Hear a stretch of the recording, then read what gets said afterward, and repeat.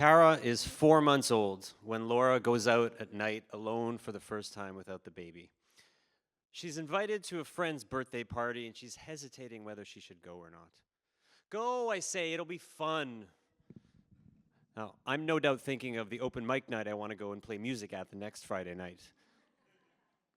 You see, when you have kids, free time works on a barter system. In the months before we conceived Kara, Laura and I would go for long, wintry walks where we would talk about our future. Now, I used all sorts of coded language to hide the fact that I didn't want a second child.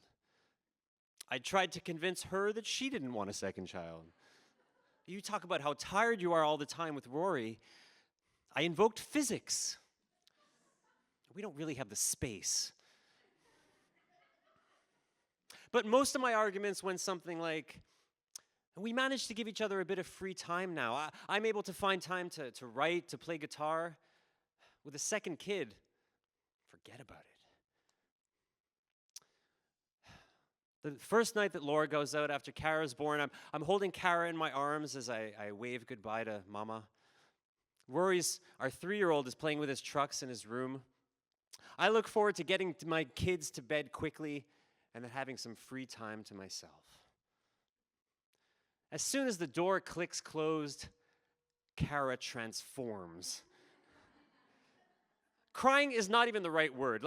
Let's just say that the inspiration for the movie The Exorcist had to have been a newborn baby. Meanwhile, Rory's running around with his pants off. Rory, where are your pants? Rory made pee-pee on the carpet. Go to the potty. I seat Kara in her little chair. She starts crying more and more, and I seat her in her little chair, and I attempt to get Rory's pajamas on, and he wrestles with me. He bangs his head on the floor, and he starts crying. She's crying. I attempt to read him Peppa Pig over the sounds of Kara's crying. Now, clap, but not like in an enthusiastic way, but clap if you've ever read a Peppa Pig book. Yeah.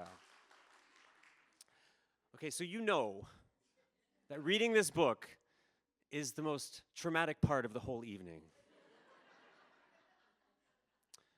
I finish the book, I get Rory in bed, I turn his lights out, I close the door, he's crying, she's crying.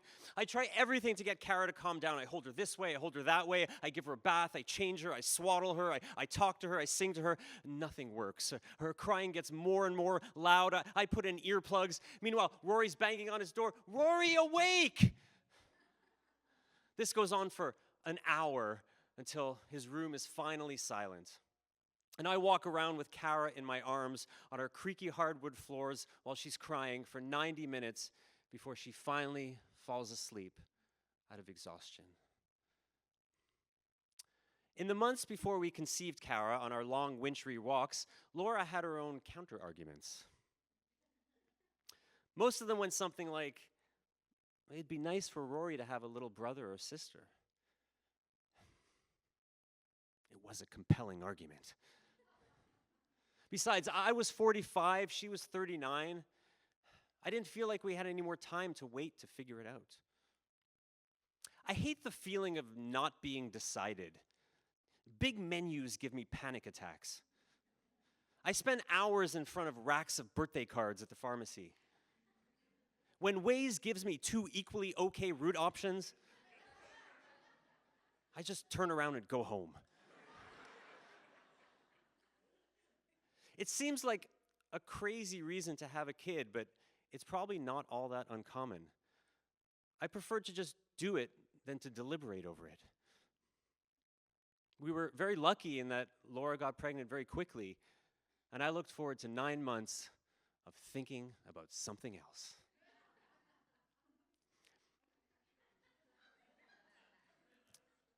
Just remembering those 9 months now.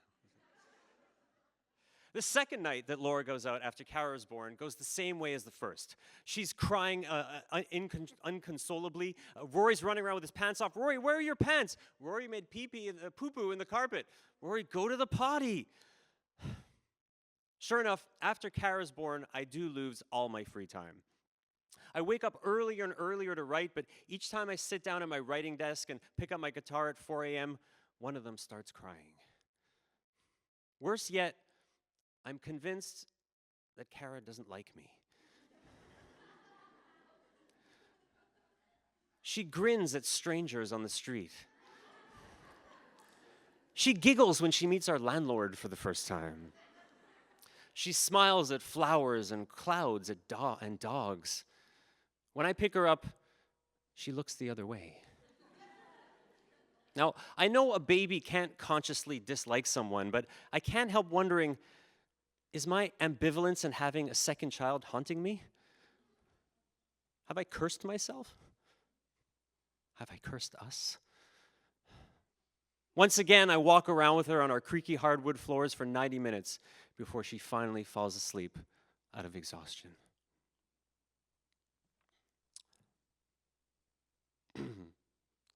Which part of the story is this? I don't sleep much because I have 2 kids. That's my excuse. Well, okay, I know what you say. It's the third time that Laura goes out after Kara's born. Now, I should say, Laura's home most of the time. It makes it sound like she's gone all the time, but I'm just talking about the times where she goes out. The third time that Laura goes out after Kara's born, she had just gotten a COVID booster. Do you remember those? And she's not feeling 100%. She's not sure if she's going to go. Go, I say, you look fine, it'll be fine. Now, I'm no doubt thinking of some other thing I want to go to. As soon as the door clicks closed, Kara starts crying right on cue. I try everything to calm her down, but her cries feel a little deeper, a little worse than usual. I seat her in her chair and I try to read Rory an Elephant and Piggy story over the sounds of her crying. Now, once again, clap if you've ever read an Elephant and Piggy story. Fewer people, you should. Just to say that my son has wildly diverse taste in kids' books about pigs. I get him in bed, I close the light, I close the door, he's crying, she's crying. I try everything to calm Kara down. I hold her this way, I hold her that way, I give her a bath, I change her diaper, I swaddle her, I sing to her, I talk to her, and nothing works. Meanwhile, her crying's getting worse and worse, and finally, after an hour, the crying and thumping from Rory's room finally peters out. But Kara's crying is getting louder, and she's warm, and she seems like she's suffering, and it occurs to me that she's probably feeling the effects of the COVID vaccine through breastfeeding. I know we have baby Tylenol, but I've never given it to her before, and I don't know how much to give her, and I call her, and Laura doesn't answer, and I don't even know where the baby Tylenol is, and then it occurs to me, it's in Rory's room. The last thing I want to do is go in his room and wake him up and start all this madness over again, so I walk around with her for 10 more minutes, but her crying is just getting louder, and she's clearly suffering, and I don't have a choice. So I put her down in her crib. I walk over to Rory's room. I open the door as quietly as I can. Rory, why are you awake? And where are your pants? Rory made pee-pee in the potty. I look over and sure enough, there's a little yellow pool in the potty. Rory, you did it! We give each other a big victorious hug. I know, aw. I put his pajamas back on, put him back in bed.